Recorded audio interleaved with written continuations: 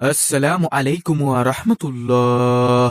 আসরের নামাজের পর যদি কেউ আল্লাহ তাআলাকে সন্তুষ্ট করার জন্য দৃঢ় বিশ্বাস রেখে নবীজির প্রেম ভালোবাসা মোহাব্বত অন্তরে রেখে এই পরীক্ষিত দোয়াটি 10 বার পড়ে, 10 বার পড়লে শতভাগ নিশ্চিত কোনো সন্দেহ নেই সকল হাজত আল্লাহ তাআলা পূরণ করবেন, সকল হাজত পূরণ হবেই হবে ইনশাআল্লাহ। আসরের নামাজের পর দোয়াটি পড়ে যা চাইবে তাই পাবে ইনশাআল্লাহ। প্রিয় দর্শক, আসরের নামাজের পর দোয়াটি পড়ে রিজিক চাইলে রিজিক দিবেন, সম্মান চাইলে সম্মান দিবেন, নেককার সন্তান চাইলে নেককার সন্তান দিবেন আল্লাহ তাআলা ইনশাআল্লাহ। সবচেয়ে বড় কথা হলো আল্লাহ ও তার রাসূল সাল্লাল্লাহু আলাইহি ওয়াসাল্লাম খুশি হবেন। সুবহানাল্লাহ। তো প্রিয় দর্শক, আমরা প্রথমত দোয়া সম্পর্কে রাসূল সাল্লাল্লাহু আলাইহি ওয়াসাল্লাম কি বলেছেন, আমরা কেন দোয়া করব এ সম্পর্কে জানবো ইনশাআল্লাহ। তো চলুন আমরা বিস্তারিত জেনে নেই। আমরা অনেকেই মহান আল্লাহর কাছে চাওয়ার এবং তাকে ডাকার বা তার কাছে দোয়া করার যোগ্যতাই হারিয়ে ফেলেছি। অথচ মহান আল্লাহর নির্দেশ, তোমরা আমাকে ডাকো, আমি তোমাদের ডাকে সাড়া দিব। সূরা মুমিন আয়াত নম্বর 60। অন্য আয়াতে আল্লাহ বলেন, যখন কোনো প্রার্থনাকারী আমাকে ডাকে তখন আমি তার ডাকে সাড়া দেই। সূরা বাকারা আয়াত নম্বর 186। দোয়ার বরকতে মানুষের জীবনের গতিপথ বদলে যায়। প্রিয় নবী সাল্লাল্লাহু আলাইহি ওয়াসাল্লাম বলেন, দোয়া ছাড়া কখনো কিছু ভাগ্য পরিবর্তন করতে পারে না এবং নেক আমল ছাড়া হায়াত বৃদ্ধি পায় না। তিরমিজি শরীফের হাদিস। এখন প্রশ্ন হলো, কাদের দোয়া কবুল হয়? প্রিয় নবী সাল্লাল্লাহু আলাইহি ওয়াসাল্লামের বাণীতে কতিপয় ব্যক্তিত্বের দোয়া কবুল হওয়ার সুসংবাদ পাওয়া যায়। প্রিয় নবী সাল্লাল্লাহু আলাইহি ওয়াসাল্লাম বলেন, 3 শ্রেণীর মানুষের দোয়া কবুল হওয়া অবশ্যম্ভাবী। নম্বর 1, পিতামাতার দোয়া। নম্বর 2, মুসাফিরের দোয়া এবং নম্বর 3, মজলুমের দোয়া। আবু দাউদ শরীফের হাদিস। এছাড়া অসুস্থ জনের দোয়া কবুল হয়, অসুস্থ জনকে ক্ষমা করা হয় ও মর্যাদা বাড়িয়ে দেওয়া হয়। হাদিসে আছে, কোনো অসুস্থ ব্যক্তির কাছে গেলে তার কাছে নিজের জন্য দোয়া চাওয়া, কেননা অসুস্থ ব্যক্তির দোয়া ফেরেশতাদের দোয়া বা মিনতি করার মতো। ইবনে মাজাহ শরীফের হাদিস। অন্যদিকে অনুপস্থিত ব্যক্তির জন্য দোয়া করলে ওই দোয়া কবুল হয়। প্রিয় নবী সাল্লাল্লাহু আলাইহি ওয়াসাল্লাম বলেন, কোনো ব্যক্তি যদি তার ভাইয়ের জন্য তার পিছনে অর্থাৎ অনুপস্থিতে আল্লাহর কাছে তার দোয়া করে, তবে ফেরেশতা ওই দোয়া কবুলের জন্য আমিন বলেন এবং কান্নাকাটি করে দোয়া করলে নিজের জন্য এ দোয়া কবুল হয়। আশা করি প্রিয় দর্শক বুঝতে পেরেছেন। এখন কথা হলো, কাদের দোয়া কবুল হয় না? যেসব কারণে দোয়া কবুল হয় না তা হলো, নম্বর 1, পানাহার ও পোশাক হালাল না হওয়া, এর কারণে দোয়া কবুল হয় না। নম্বর 2, দোয়া ইখলাস ও নিষ্ঠাহীনতা, এর কারণে দোয়া কবুল হয় না।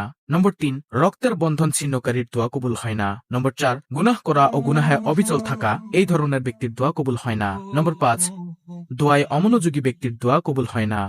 নম্বর 6, দোয়া কবুলের জন্য তাড়াহুড়াকারী ব্যক্তির দোয়া কবুল হয় না।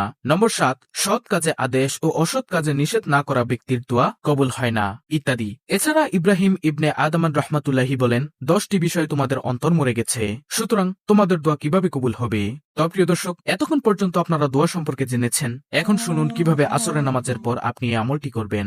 আমি নিয়ম মাফিক বলে দিচ্ছি, আপনারা ভালোভাবে খেয়াল করুন। আমলটি করার নিয়ম হলো, আপনি আসরের নামাজ আদায় করবেন। যারা পুরুষ আছেন তারা জামাতবদ্ধ হয়ে মসজিদে গিয়ে আসরের নামাজ আদায় করবেন, আর যারা মহিলারা আছেন তারা উত্তম রূপে ওযু করে ঘরের মধ্যেই আসরের নামাজ আদায় করে নেবেন। এবং আসরের নামাজের পরে যেই ওজিফাগুলো আমরা পড়ি সেগুলো আদায় করে নিতে হবে। যে ওজিফাগুলো, যে দোয়াগুলো রাসূল সাল্লাল্লাহু আলাইহি ওয়াসাল্লাম পড়তেন, আপনারা সংক্ষেপে ওই দোয়াগুলো পড়ে নেবেন যতটুকু সম্ভব হয়, তারপরে আমলটি করবেন। এখন প্রশ্ন হলো, আসরের নামাজের পরে কেন এই আমলটি করে দোয়া করতে হবে? প্রিয় দর্শক, আসরের নামাজের পর থেকে মাগরিবের নামাজের আগ পর্যন্ত এই সময়টিতে আমল করে দোয়া করলে দোয়া কবুলের সম্ভাবনা অনেক বেশি হয়ে থাকে।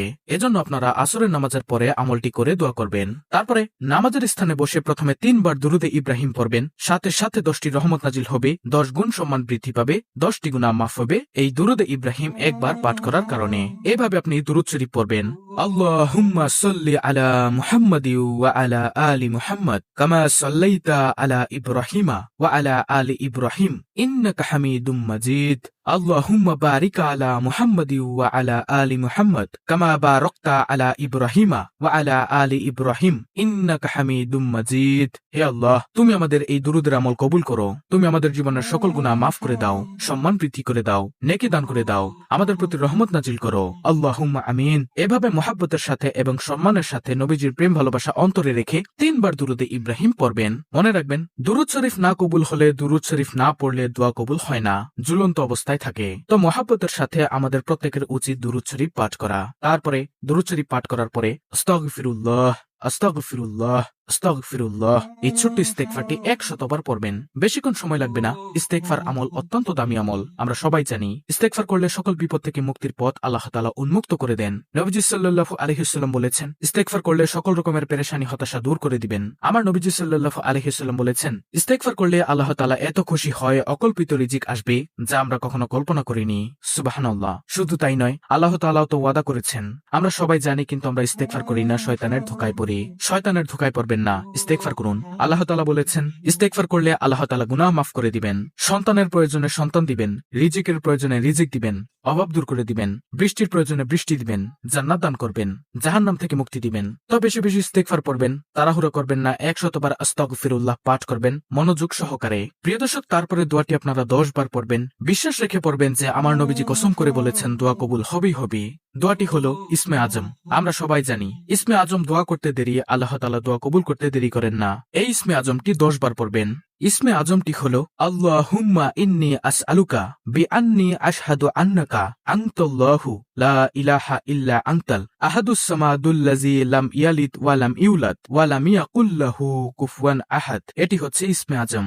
আপনারা স্ক্রিনশট নিয়ে রেখে দিন, ইসমে আজমটি মুখস্থ করে নেবেন। কতবার পড়বেন? 10 বার পড়বেন। ইসমে আজমের অর্থ হলো, হে আল্লাহ, আমি তোমার কাছে প্রার্থনা করছি আর সাক্ষ্য দিচ্ছি যে তুমি একমাত্র আল্লাহ, তুমি ছাড়া অন্য কোনো মাবুদ নেই, তুমি একক সত্তা, স্বয়ংসম্পূর্ণ, যিনি কাউকে জন্ম দেননি এবং তাকেও কেউ জন্ম দেয়নি, আর তার সমকক্ষ কেউ নেই। কত সুন্দর অর্থ, সুবহানাল্লাহ। প্রিয় দর্শক, তারপরে শেষে আবারও দুরুদে ইব্রাহিম পড়বেন। দুরুদে ইব্রাহিম মুহাব্বতের সাথে একবার পড়ে নিবেন। তারপর খাস দিলে আল্লাহর কাছে মোনাজাত করবেন, দু চোখের পানি ছেড়ে দিয়ে বিশ্বাস রেখে ইয়াকিনের সাথে যে আল্লাহ আমার দোয়া কবুল করবেনই করবেন, এরকম বিশ্বাস রেখে মোনাজাত করবেন। তাহলে ইনশাআল্লাহ আপনাদের মনের সকল হাজত পূর্ণ হবে, কারণ আপনি ইসমে আজম পরে দোয়া করেছেন।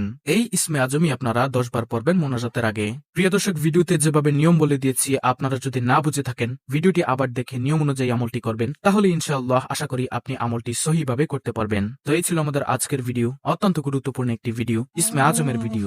ভিডিওটি ভালো লাগলে অবশ্যই চ্যানেলটিকে সাবস্ক্রাইব করে পাশে থাকা বেল বাটন অল বাজিয়ে দিবেন। ভিডিওটিতে একটি লাইক দিবেন এবং কমেন্টে আলহামদুলিল্লাহ লিখবেন, এবং অন্য মুসলিম ভাই বোনদের কাছে ভিডিওটি শেয়ার করে দিবেন, যেন তারাও দেখে শিখে এই আমলটি করতে পারে। আল্লাহ রাব্বুল আলামিন আমাদের সকলকে ইসমে আজমের এই আমলটির উসিলায় আমাদের সকল দোয়া কবুল করে